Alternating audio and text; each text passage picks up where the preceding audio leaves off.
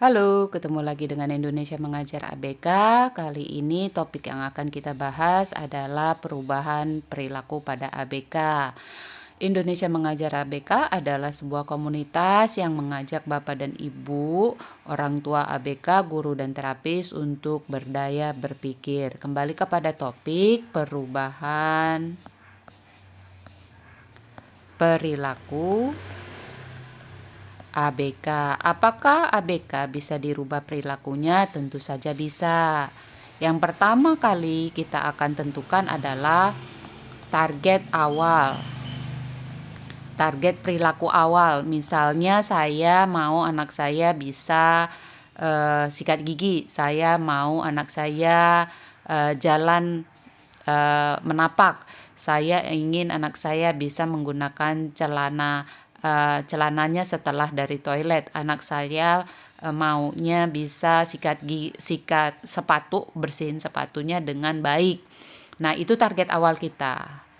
Kenapa ada target awal? Karena nanti ada target akhir, yaitu target perubahan perilaku. Dari sini kita akan melakukan observasi. Nah, observasi ini ada dua. Saya sarankan dua ya, supaya ketika kita melakukan observasi langsung, ini biasanya ada kecenderungan untuk subjektif ya. Dan kalau misalnya ada beberapa data yang mungkin kita mau ulang, kita bisa nonton kembali dengan video. Nah, ini biasanya observasinya lebih objektif. Setelah itu kita akan mengambil data. Data yang diambil apa? Yang berkaitan dengan target awal kita. Misal tadi sikat gigi. Berarti saya akan ambil misalnya kemampuan motoriknya seperti apa. Kemampuan motoriknya. Kemudian saya akan observasi lagi lingkungannya seperti apa. Apakah saya perlu melakukan perubahan lingkungan? Nanti data ini akan kita butuhkan gitu. Setelah itu pemahaman anaknya seperti apa? Ya, ini yang akan saya ambil datanya. Kemudian saya akan terbuka dengan informasi lainnya. Ya, siapa tahu setelah observasi kita ambil data, ternyata ada data yang tidak terpikirkan malah muncul. Setelah ini, maaf ya.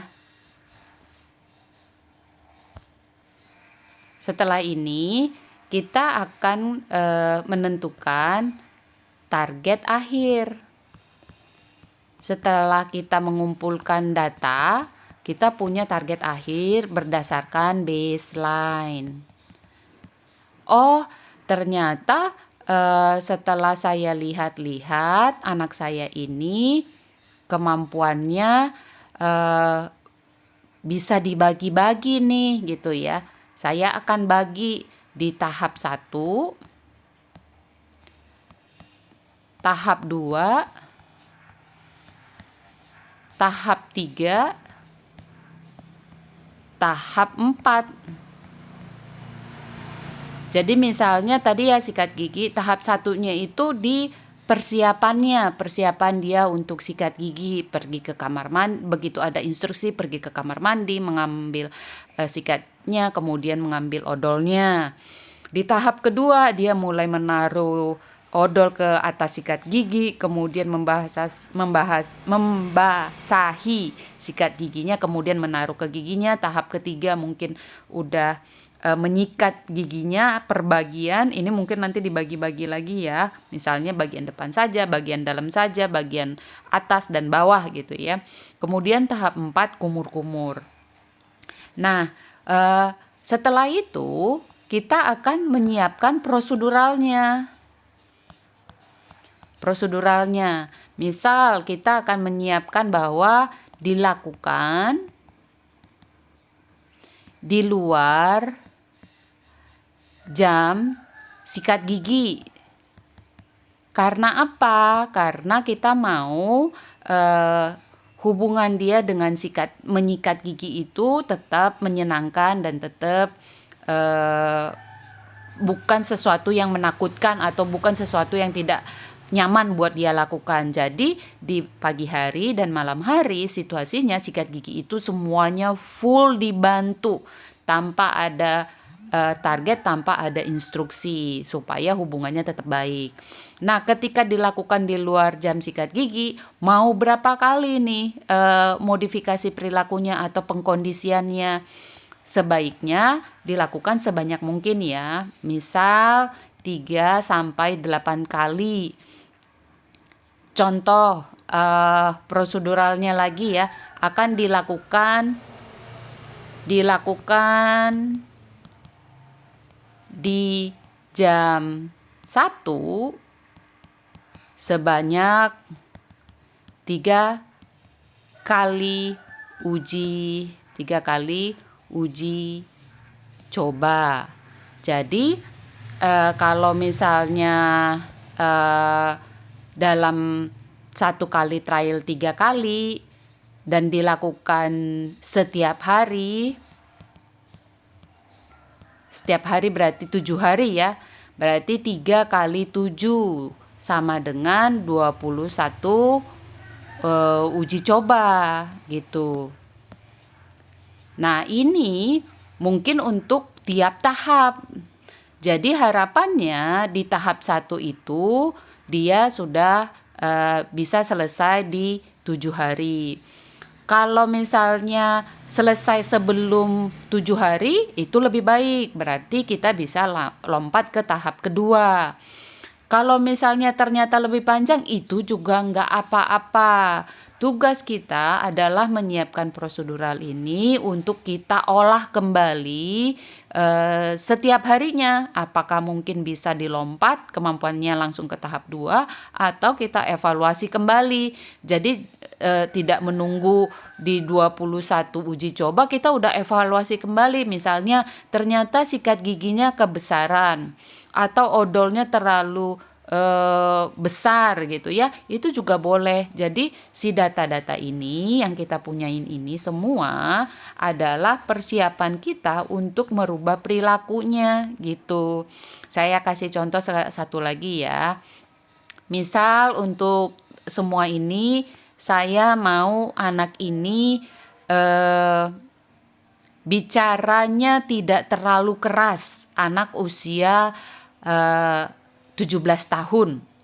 Nah, maka di tahap 1 saya di target awal saya bilang suara pelan. Saya mau anak saya ketika naik angkutan umum suaranya pelan. Ini yang saya mau gitu. Tapi kan setelah diobservasi, anak ini setiap harinya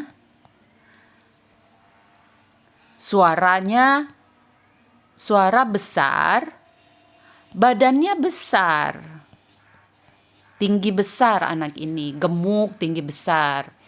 Kemudian terkadang suara pelan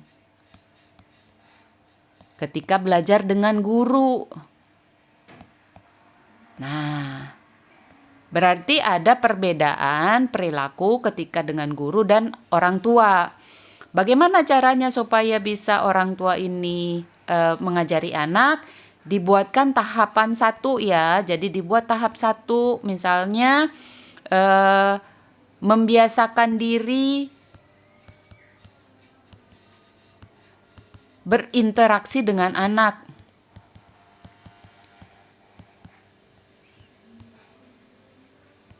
Dengan anak selama 5 sampai 10 menit per 2 jam atau per 3 jam, nanti tinggal diputuskan saja.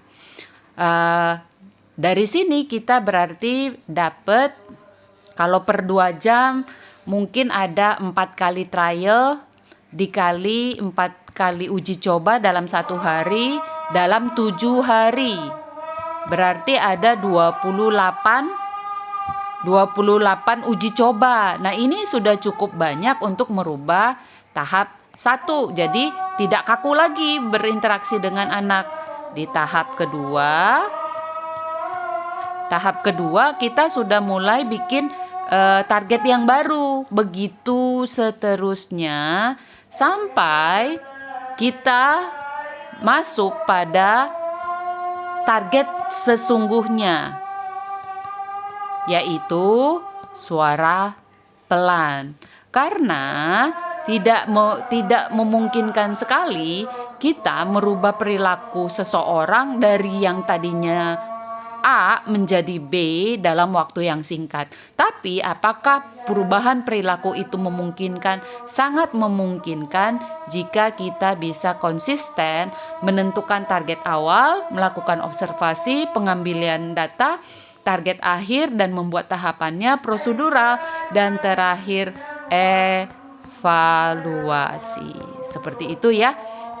Semoga mengerti dan memahami dan mau berlatih. Sampai jumpa. Bye-bye.